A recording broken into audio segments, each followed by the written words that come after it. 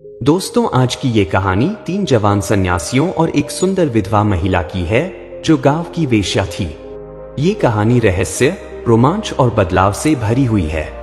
कैसे इन सन्यासियों की मुलाकात इस महिला से होती है और कैसे ये कहानी एक अनोखे मोड़ पर पहुंचती है, जानने के लिए इसे अंत तक जरूर सुने।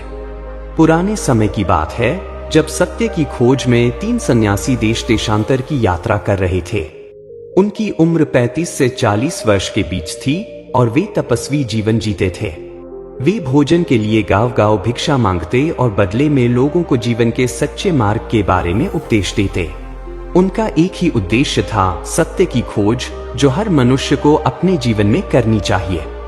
एक बार की बात है, गर्मियों की एक दोपहर में, जब सूर्य अपने तेज प्रकाश से पृथ्वी को झुलसा रहा था। तीनों सन्यासी पगडंडियों से गुजरते हुए एक छोटे से गांव की सीमा पर पहुंचे। यह गांव अपेक्षाकृत छोटा था, यहाँ गिने चुने घर थे और चारों ओर हरियाली फैली हुई थी। गांव के लोग सीधे साधे और आशावादी थे। वे अपनी जीविका के लिए कृषि पर निर्भर थे और दिन भर खेतों में मेहनत करते। सन्यासियों ने गांव में प्रवेश किया और भिक्षा मांगने लगे। वे एक एक घर जाकर भिक्षा देही कहकर अन्न और जल मांगते। गांव के लोग श्रद्धा से उन्हें भोजन देते और उनके उपदेशों को ध्यान से सुनते। कुछ लोग अपनी समस्याएं भी उनसे साझा करते, जिनका सन्यासी धैर्यपूर्वक समाधान बताते। धीरे धीरे पूरे गांव में उनकी भिक्षा पूरी हो गई। लेकिन गांव के एक कोने में एक झोपड़ी थी जो सबसे अलग थी। वह गांव के अंतिम छोर पर खड़ी थी और वहां कोई जाता नहीं था। भिक्षा के दौरान एक सन्यासी ने एक ग्रामीण से पूछा, भाई, यह झोपड़ी किसकी है? हमने पूरे गांव से भिक्षा ले ली, लेकिन इस घर से नहीं। ग्रामीण का चेहरा अचानक गंभीर हो गया। उसने धीरे से कहा, बाबा जी, उस झोपड़ी में मत जाइए, वह आपके लायक स्थान नहीं है। सन्यासी ने आश्चर्य से पूछा, ऐसा क्यों? वहां कौन रहता है? ग्रामीण ने संकोच से कहा, वहां एक विधवा स्त्री रहती है, लेकिन अब वह एक वेश्या बन चुकी है। गांव के सभी पुरुष रात में उसके पास जाते हैं। वह अत्यंत सुंदर है और जिसने भी उसे देखा वह खुद को रोक नहीं सका। उसकी काली, गहरी आंखें और आकर्षक शरीर किसी को भी मोह में डाल सकता है। तीनों सन्यासी ग्रामीण की बात सुनकर एक दूसरे की ओर देखने लगे। उन्होंने एक दूसरे को इशारा किया और उनमें से एक ने कहा, ठीक है, हम वहां नहीं जाएंगे। ग्रामीण संतुष्ट होकर चला गया, लेकिन सन्यासियों के मन में जिज्ञासा जाग उठी। वे सोचने लगे, क्या सच में इस महिला का सौंदर्य इतना प्रभावशाली है? क्या यह केवल उसकी सुंदरता का आकर्षण है या कुछ और? आखिरकार तीनों ने निर्णय लिया कि उन्हें इस महिला से मिलना चाहिए। वे देखना चाहते थे कि वह कैसी है और क्या वास्तव में उसका आकर्षण इतना शक्तिशाली है कि कोई भी उसके वश में हो जाए। वे धीरे धीरे झोपड़ी की ओर बढ़ने लगे। जब वे वहां पहुंचे तो उन्होंने दरवाजे के सामने खड़े होकर आवाज लगाई, भिक्षा देही। कुछ क्षणों बाद झोपड़ी का दरवाजा खुला और भीतर से एक स्त्री बाहर आई। वह सचमुच अद्भुत सौंदर्य की धनी थी। उसके लंबे घने बाल उसकी कमर तक लहराते थे। उसकी आंखें गहरी काली थीं, जो किसी रहस्य को छिपाए हुए प्रतीत होती थी। उसका रंग अत्यंत गोरा और शरीर सुडौल था। सन्यासियों ने एक क्षण के लिए उसे देखा, लेकिन तुरंत अपने मन को स्थिर कर लिया। महिला ने एक मोहक मुस्कान के साथ उन्हें प्रणाम किया और कहा, यह मेरे लिए सौभाग्य की बात है कि आज मेरे द्वार पर सन्यासी आए हैं। पहले तो यहाँ केवल पुरुष आते थे, लेकिन वे किसी और उद्देश्य से आते थे।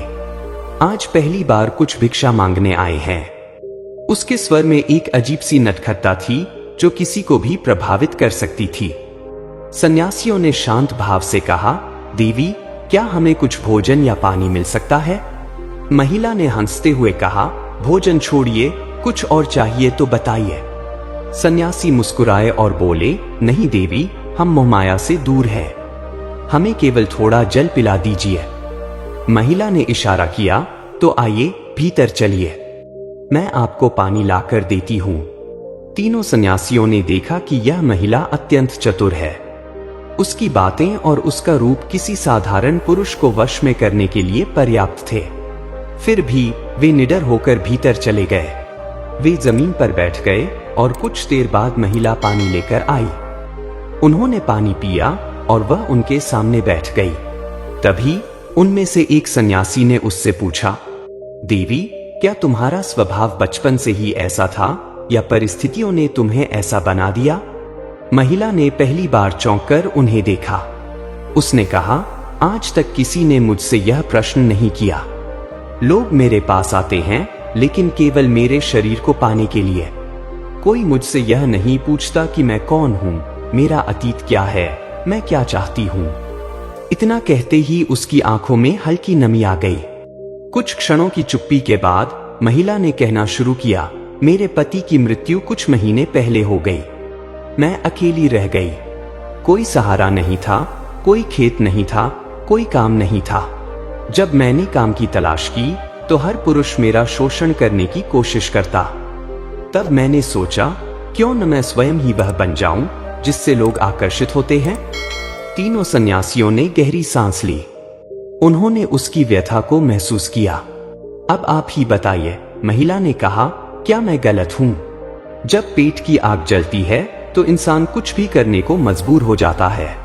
समाज बिना कुछ दिए कुछ नहीं देता और मैं बदले में अपना शरीर देकर अपना जीवन चला रही हूं। सन्यासियों ने उसकी बात सुनी, लेकिन वे जानते थे कि यह मार्ग उसे कहीं नहीं ले जाएगा। तीनों सन्यासी ध्यानपूर्वक उसके चेहरे के भावों को पढ़ रहे थे। उनमें से सबसे अनुभवी सन्यासी, जिसे लोग देवर्षि कहते थे, ने सौम्य स्वर में कहा, देवी, संसार का नियम बड़ा विचित्र है।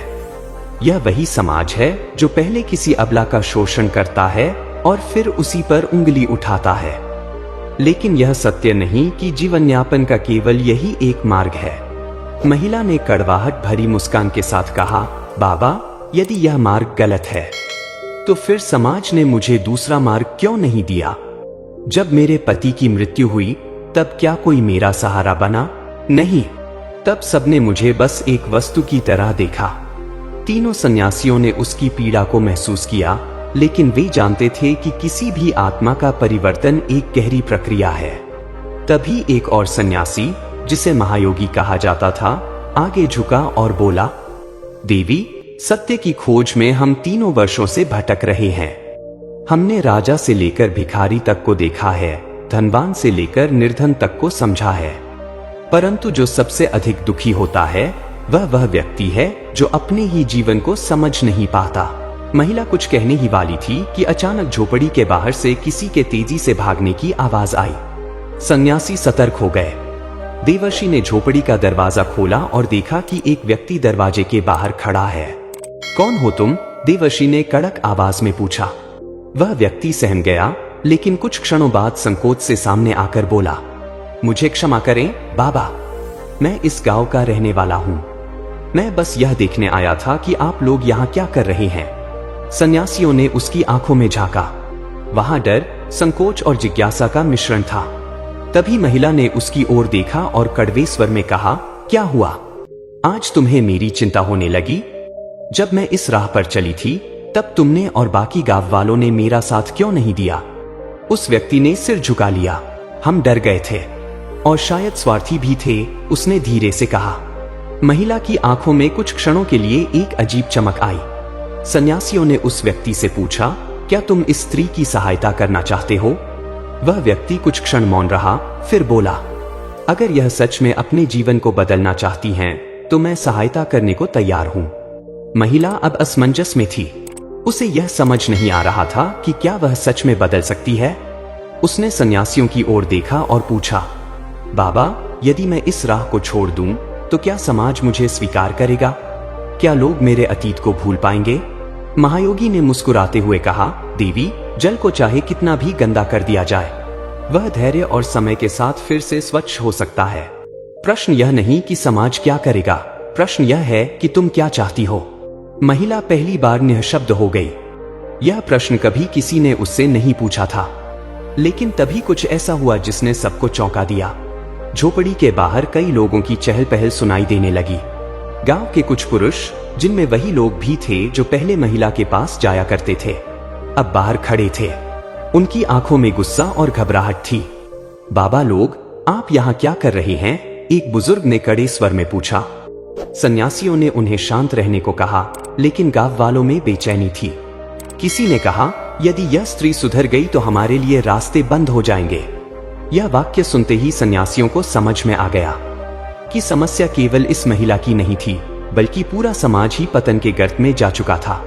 देवर्षि ने हाथ उठाकर गांव वालों को शांत किया और गहरी आवाज में बोले, भाइयों, हम केवल इस स्त्री की नहीं बल्कि पूरे गांव की भलाई के लिए यहाँ आए हैं। गांव के एक वृद्ध ने व्यंग्य से कहा, कैसी भलाई बाबा?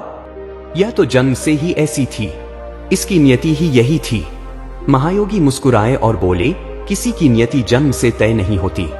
अगर ऐसा होता तो एक पत्थर कभी मूर्ति नहीं बन सकता था।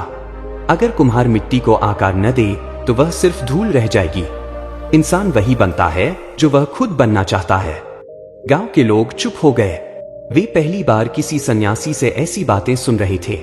अब तीसरे सन्यासी अचल मुनि ने गांव वालों की ओर देखा और गंभीर स्वर में बोले, तुम लोग इस स्त्री को अपवित्र मानते हो, लेकिन क्या कभी यह सोचा कि इसे इस राह पर किसने धकेला? इसके पति की मृत्यु के बाद तुम में से किसी ने इसकी सहायता क्यों नहीं की? यह किसकी गलती थी? गांव के लोग एक दूसरे का मुंह देखने लगे। कुछ के सिर झुक गए। अचल मुनि ने आगे कहा, अगर एक पुरुष सन्यासी बन जाए तो लोग उसे पूजते हैं, लेकिन यदि कोई स्त्री अपना अलग रास्ता चुनती है तो उसे तिरस्कार मिलता है। यह कैसा न्याय है? गांव में कानाफूसी होने लगी। कुछ लोग मानो इस बात से सहमत होने लगे थे। सन्यासियों के शब्द सुनकर महिला की आंखों में आंसू आ गए। उसने हाथ जोड़कर कहा, बाबा, आज आपने पहली बार मुझे इंसान की तरह समझा है। मैं अपने अतीत से मुक्त होना चाहती हूँ। कृपया बताइए मैं क्या करूं? महायोगी बोले, देवी, सबसे पहले तुम्हें खुद पर विश्वास करना होगा। समाज का डर छोड़ो और अपने लिए एक नई राह चुनो। महिला ने सिर झुका लिया। फिर धीरे धीरे उसने अपने गहने उतारकर सन्यासियों के चरणों में रख दिए और बोली, आज से मैं अपनी पुरानी पहचान छोड़ रही हूँ। मैं अब एक नया जीवन शुरू करूंगी। गांव के लोग यह देखकर आश्चर्यचकित रह गए। कुछ के मन में ग्लानि थी, कुछ के मन में सम्मान का भाव जाग उठा था। अब देवर्षि गांव वालों की ओर मुड़े और बोले, अब यह स्त्री नया जीवन शुरू करना चाहती है, लेकिन प्रश्न यह है, क्या तुम लोग इसे स्वीकार करोगे? गांव में फिर से हलचल मच गई। कुछ लोगों ने सिर हिला दिया, लेकिन कुछ अब भी संदेह में थे। तभी एक वृद्ध किसान आगे बढ़ा और बोला, बाबा, आपने हमारी आंखें खोल दी। अगर यह अपने जीवन को बदलना चाहती है तो हमें इसे स्वीकार करने में कोई संकोच नहीं होना चाहिए। धीरे धीरे और भी लोग सहमत होने लगे। कुछ युवकों ने कहा, अगर यह महिला मंदिर में पूजा पाठ करना चाहती है तो हम इसे रोकेंगे नहीं। सन्यासी मुस्कुराए। वे समझ गए थे कि परिवर्तन की प्रक्रिया आरंभ हो चुकी है। तीनों सन्यासियों ने महिला को आशीर्वाद दिया और कहा, अब तुम अपने जीवन को उस सत्य की ओर मोड़ो जिसकी तुम वर्षों से उपेक्षा कर रही थी। जो भी कठिनाई आए, धैर्य मत खोना। सत्य का मार्ग कठिन होता है, लेकिन यही तुम्हें वास्तविक आनंद देगा। गांव वाले अब पूरी तरह शांत हो चुके थे। कई लोगों ने महिला से क्षमा मांगी और उसे नया जीवन शुरू करने के लिए प्रेरित किया। सन्यासियों ने गांव को अंतिम बार देखा और अपने मार्ग पर आगे बढ़ने लगे। महिला ने उसी दिन से गांव के मंदिर में पूजा पाठ शुरू कर दिया। उसने अपना समय भक्ति, सेवा और सत्संग में लगाना शुरू कर दिया। धीरे धीरे गांव के लोग भी उसे स्वीकार करने लगे। जो लोग कभी उसकी ओर गलत दृष्टि से देखते थे, अब वे भी उसका सम्मान करने लगे। गांव की अन्य स्त्रियों ने भी उसमें प्रेरणा देखी। वे समझ गईं कि आत्मसम्मान से जीने का दूसरा मार्ग भी हो सकता है। दोस्तों, अगर आपको ये कहानी पसंद आई हो तो इसे लाइक जरूर करें और अपने विचार कमेंट में बताएं। ऐसी ही और रोचक कहानियों के लिए हमारे YouTube चैनल कहानी वेल बाबा को सब्सक्राइब करना न भूलें। फिर मिलेंगे एक नई प्रेरणादायक कहानी के साथ।